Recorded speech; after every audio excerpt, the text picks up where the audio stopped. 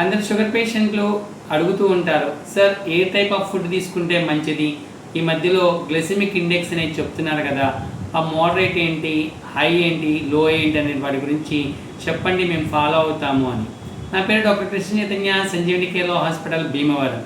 సర్వసాధారణంగా మనం తీసుకునే ఆహారంలో తీసుకున్న వెంటనే షుగర్ లెవెల్స్ అనేవి ఏదైతే పెరుగుతూ ఉంటాయో దాన్ని హైగ్లైసెమిక్ ఇండెక్స్ ఫుడ్ అని, తీసుకున్న ఆహారం అనేది తక్కువ షుగర్ లెవెల్స్ కనుక నోట్ అయితే దాన్ని లో గ్లైసెమిక్ ఇండెక్స్ అని అంటారు.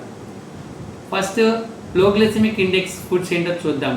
లో గ్లైసెమిక్ ఇండెక్స్లో వచ్చేసరికి అన్ని రకాల ప్రోటీన్ ఫుడ్స్, అంటే మన పప్పులు, పప్పు ధాన్యాలు, నాన్ వెజ్, ఇవన్నీ కూడా లో గ్లైసెమిక్ ఇండెక్స్లో ఉంటాయి. వాటిలోనే బ్రౌన్ రైస్, రెడ్ రైస్ ఇవన్నీ కూడా ఉంటాయి. అంతేకాకుండా ఫ్రూట్స్ వచ్చేసరికి యాపిల్, జామకాయ, పప్పాయ ఇవన్నీ కూడా లో గ్లైసెమిక్ ఇండెక్స్లో ఉంటాయి. ఈ లో గ్లైసెమిక్ ఇండెక్స్ 0 to 55 వరకు ఉండేదాన్ని లో గ్లైసెమిక్ ఇండెక్స్ అంటారు.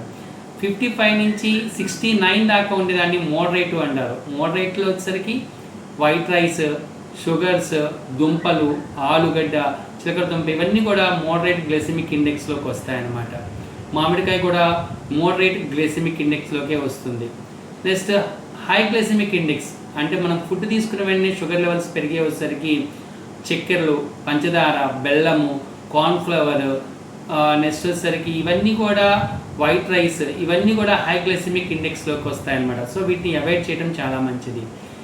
వీటిని బట్టి మన ఆహారం తీసుకున్నట్టయితే షుగర్ లెవెల్స్ అనేవి కంట్రోల్లో ఉంటాయి. మీకు అందరికీ ఉపయోగపడుతుంది కాబట్టి తప్పకుండా షేర్ చేయండి. Thank you.